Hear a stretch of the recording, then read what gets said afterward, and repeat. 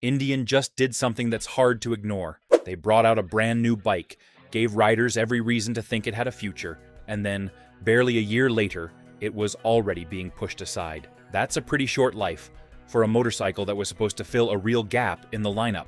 And if you already own one, or you've been looking at one sitting on a dealer floor, you're probably wondering what that means now. Is resale going to take a hit? Will dealers start cutting prices? And more importantly, was there actually something wrong with the bike? Or did Indian simply decide it didn't need it anymore? Because there's more going on here than one motorcycle disappearing from a brochure. Watch till the end, because whether this bike is now one to avoid or one worth buying may come down to what Indian does next. Why this one? Indian introduced the Super Scout for model year 2025, then removed it from the following United States lineup. That is the fact that matters first. Scout itself did not disappear. Indian kept the platform, kept several versions, and kept investing in the family. The Super Scout was the piece that vanished. Indian has not published model-specific sales showing exactly why, so calling it a sales disaster would be guessing. A separate model costs money before a customer turns the key. It needs production planning, dealer inventory, marketing, parts coordination, and floor space. If its purpose overlaps with motorcycles already serving the lineup, keeping another version becomes harder to defend. That does not mean riders hated the Super Scout. A motorcycle can be good and still become expendable. Sometimes the bike parked beside it simply gives more people a clearer reason to buy. There is also something important we do not know.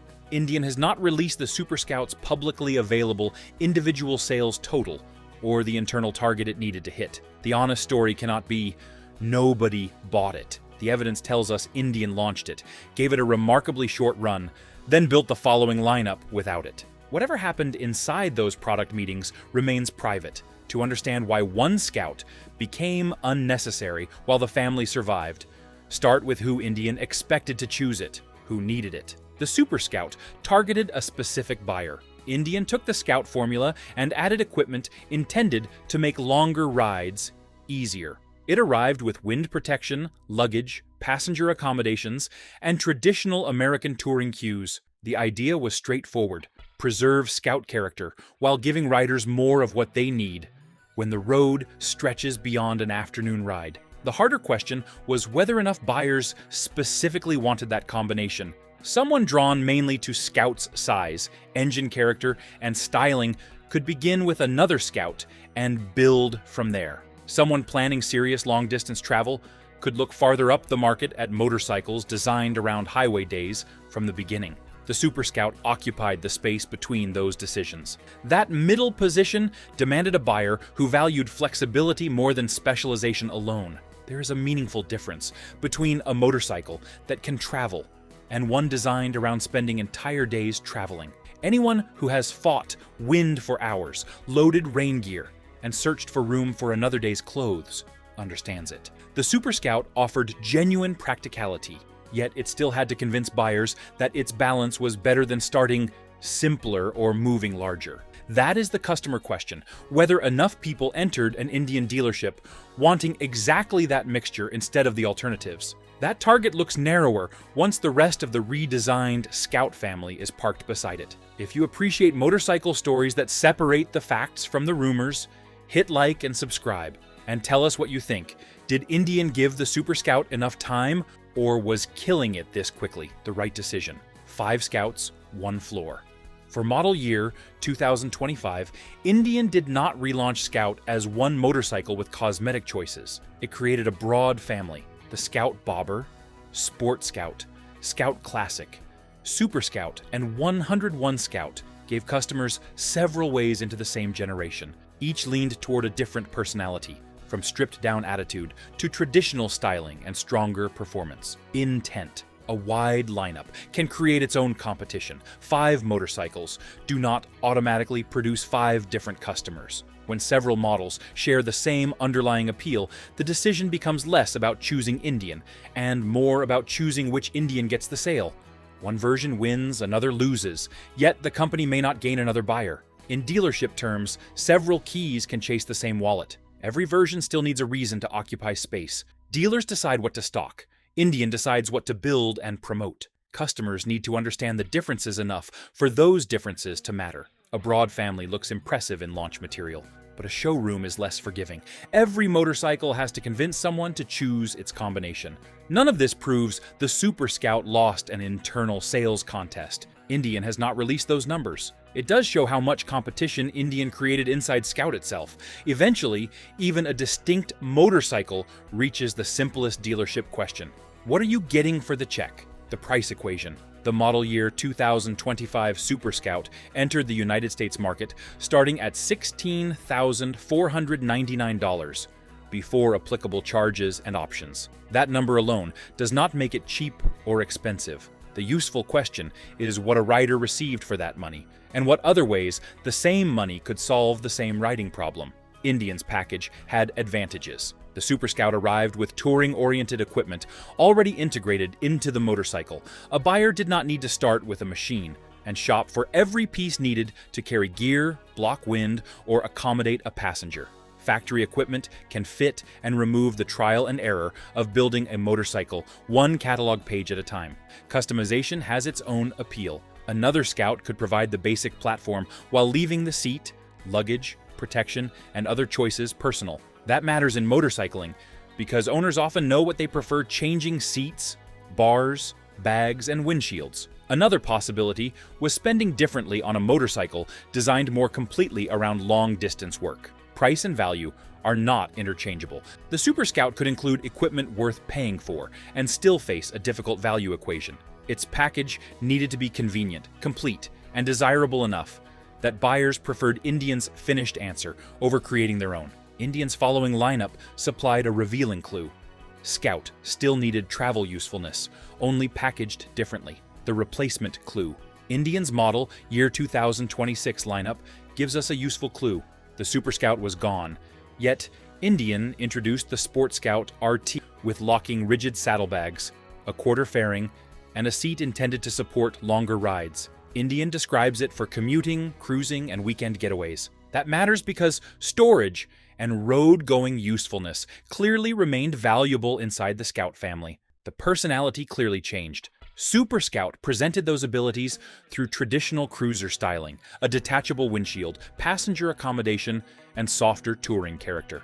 Sport Scout RT approaches practicality from the opposite direction. It starts with the darker, more aggressive Sport Scout look, then adds weatherproof luggage and some wind protection. One said, touring first. The other says Sporty Scout first, with useful carrying ability built around it.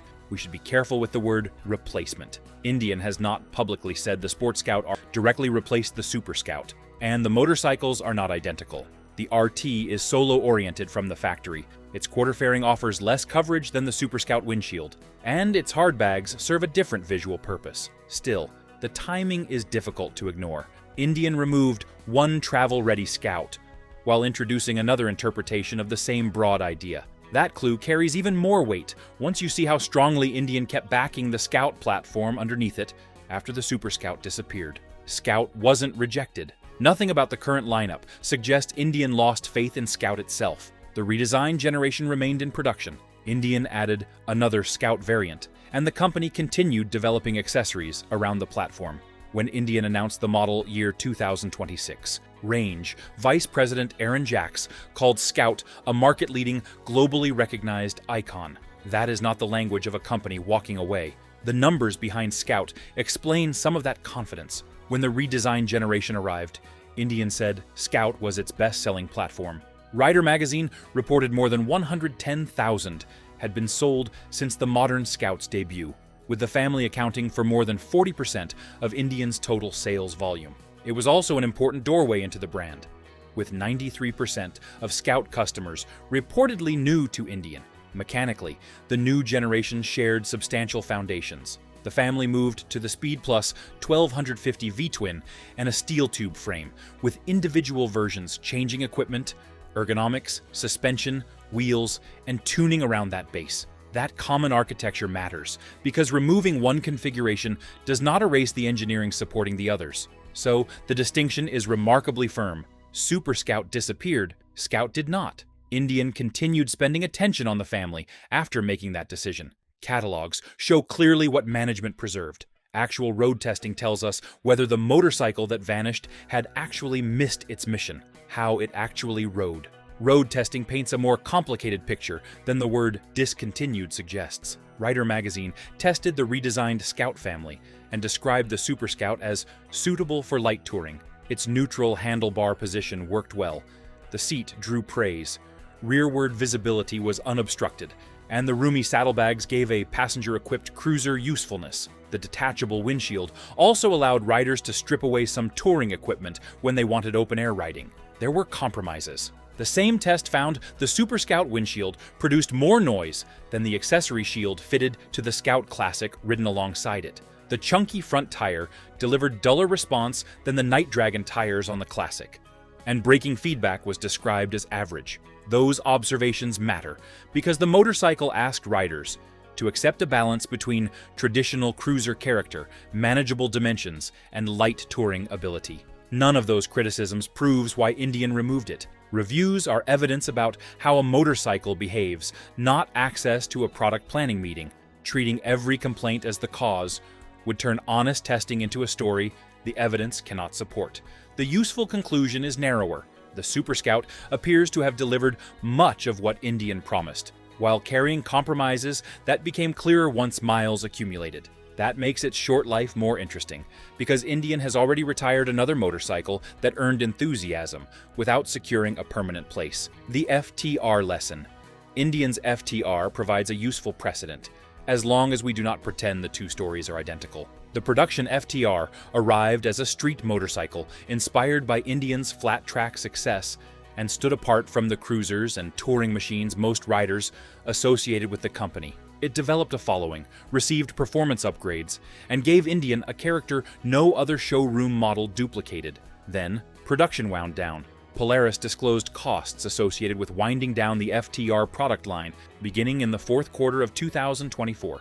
Indian later confirmed the decision, saying it regularly reviews where investment can have the greatest impact and that the FTR represented a small part of its overall portfolio. Resources would instead be focused on other platforms and future products. That is the useful comparison. It is not evidence that Super Scout suffered the same sales pattern, and it does not prove identical management reasoning. It demonstrates something more basic about motorcycle manufacturing. Affection and engineering merit do not guarantee continuing investment. A bike can matter deeply to the riders who understand it, and still lose its place when a manufacturer decides its money belongs elsewhere.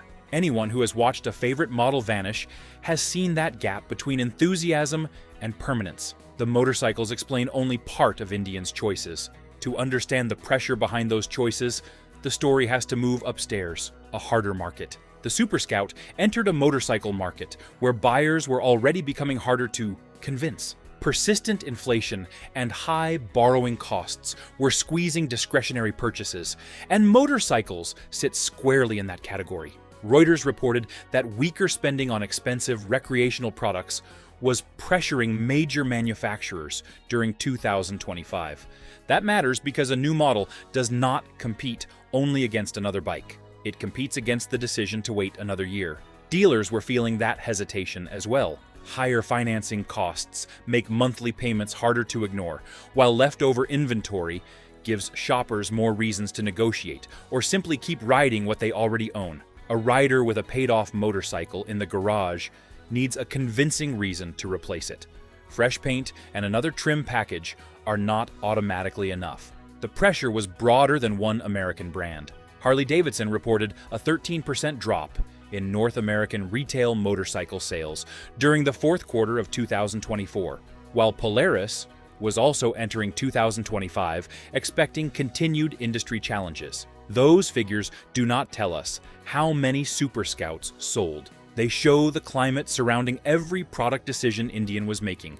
When customers become selective, manufacturers become selective too.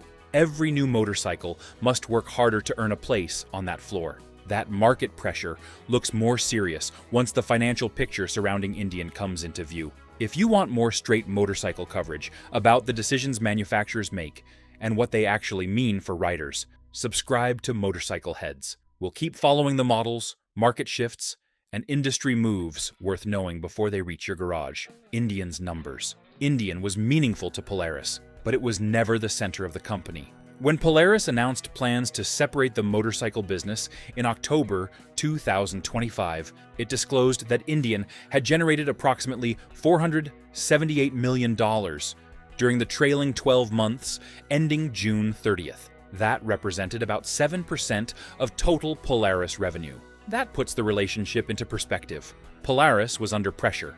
Its 2025 annual report showed total company sales of $7.2 billion, flat from the previous year. Gross profit fell 7%.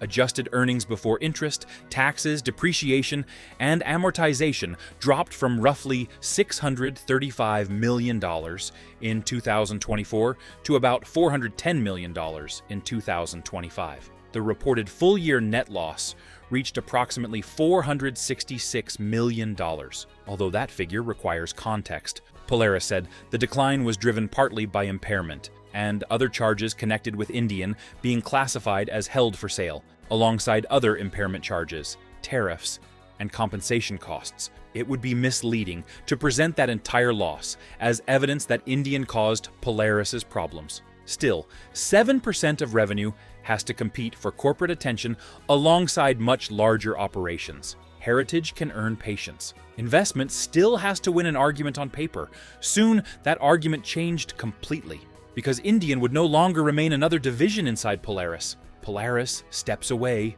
Polaris announced on October 13th, 2025, that it would separate Indian Motorcycle into a standalone company and sell a majority stake to Carolwood LP. The transaction closed on February 2nd, 2026. Polaris retained a small equity position, while Indian moved forward as an independent business under majority ownership by the Los Angeles private equity firm.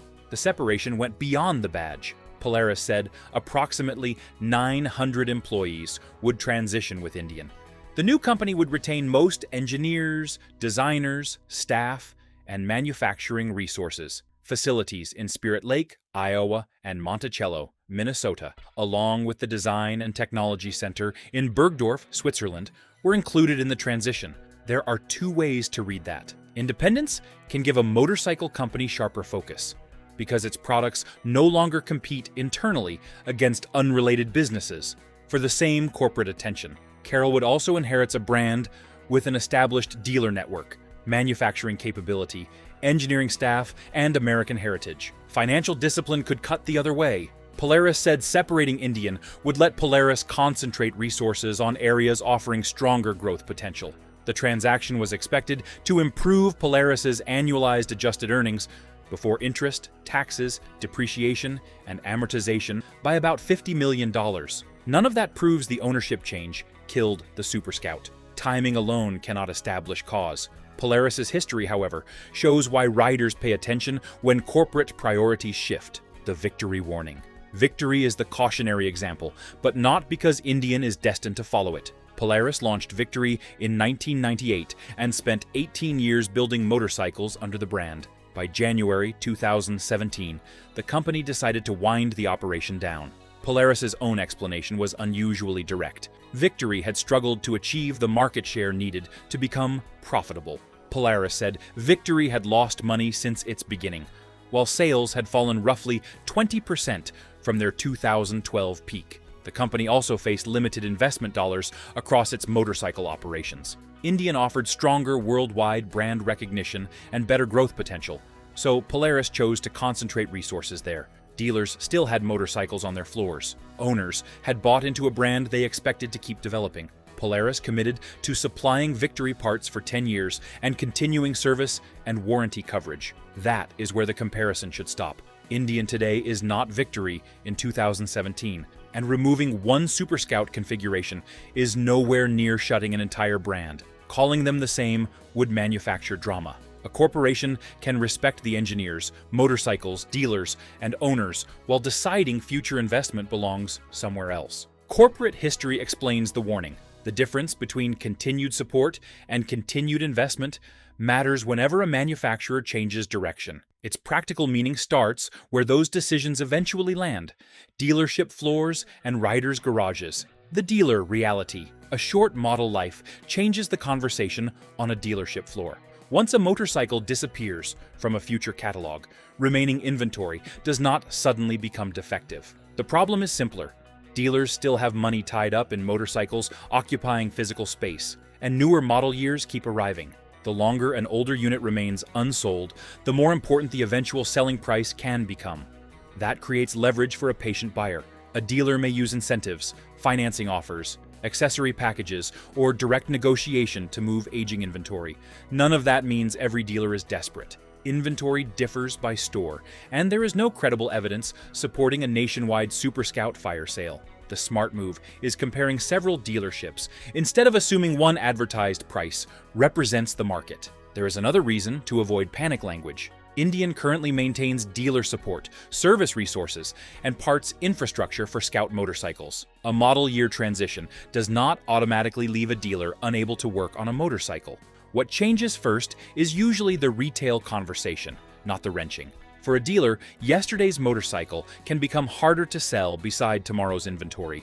For the buyer walking through the door, that same pressure can sometimes become negotiating room. Once the motorcycle is already sitting in your garage, however, the calculation changes completely. If you own one, owning a motorcycle after its exact configuration leaves a catalog does not automatically create an orphan. The important questions are warranty coverage, service access, parts availability, and how much hardware the motorcycle shares with models that remain in production. Those are considerably more useful than worrying about whether a particular badge appears in next year's brochure. Indian's Scout architecture gives owners some reassurance. Major engineering is shared across the redesigned family, while Indian maintains an online parts catalog that allows owners to search by year, model, trim, or vehicle identification number. Genuine accessories are also listed across multiple Scout configurations. That shared ecosystem matters when a motorcycle needs ordinary maintenance or replacement components. Warranty coverage is another separate issue.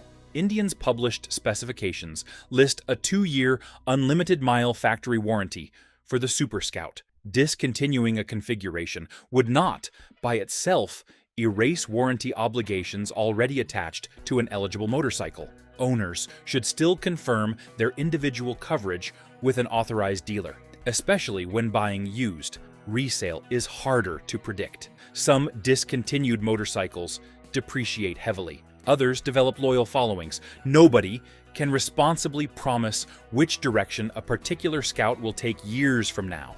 The motorcycle in your garage remains the motorcycle you bought. Catalog decisions do not change how it starts, handles, carries luggage, or feels on your favorite road. For somebody holding the purchase money instead of the handlebars, though, uncertainty can create a very different opportunity. Would you buy one now? Buying after a model change requires a different question than buying on launch day. Forget whether the motorcycle originally justified its sticker. What matters today is the actual deal sitting in front of you, the condition of the bike, available support, and whether its equipment matches the riding you genuinely intend to do. Start with the discount, if there is one. A leftover motorcycle only becomes interesting when the deal compensates for choosing an older model year over current inventory. Compare out-the-door numbers, not window stickers. Freight, setup charges, financing, accessories, and trade-in values can erase what initially looks like a bargain. Then, consider how long you keep motorcycles. Someone who trades every couple of years may care more about uncertain resale. Someone planning to ride the machine for a decade may care far more about shared mechanical parts, dealer access, comfort, and whether the motorcycle already has the equipment they would otherwise purchase separately. Used examples deserve the same discipline. A lower price means little if maintenance was ignored, or expensive accessories were installed poorly. Service records and condition still matter more than a dramatic story about discontinuation. There should not be a universal verdict. At one price, another Scout could make more sense. With a meaningful discount and the right riding needs, the same motorcycle could become considerably more attractive. Whether you would sign the paperwork or leave the key on the counter, Indian's broader product direction matters more than any single bargain. Indian's next bet. Indian's direction becomes clearer when you look at where the company continues investing. Scout remains a major part of its conventional motorcycle business, with multiple versions, updated technology, factory accessories, and different approaches to performance and everyday usefulness. The company is not retreating from the platform. It is trying to stretch Scout across more kinds of riding. The Sport Scout RT shows one direction. Indian gave it locking rigid saddlebags with more than 10 gallons of combined storage, a quarter fairing, cruise control, ride modes, traction control, and its 4-inch ride command display. The emphasis mixes aggressive Scout styling with enough practical equipment for commuting, cruising, and weekend travel. There is also an important correction the evidence requires. Indian's current United States website still lists a model year 2026 Super Scout at $16,999. It retains its quick-release windshield, touring saddlebags, passenger pillion, passenger pegs, and factory technology. In other words, current official information does not support saying Indian has killed the Super Scout. That changes the meaning without destroying the underlying lesson. Indian currently offers different answers to riders who want Scout character with more usefulness. One leans traditional and passenger-ready. Another packages practicality around a sportier personality. Indian didn't kill the Scout. It killed one version of what the Scout could be, barely a year after putting it in showrooms. That doesn't make the Super Scout a bad motorcycle, and it doesn't make existing bikes worthless. It tells us something more important. Heritage alone cannot guarantee a place in tomorrow's lineup. The real test comes now. If Indian understands why riders choose one key over another, the Super Scout may become a short-lived lesson that shaped something better.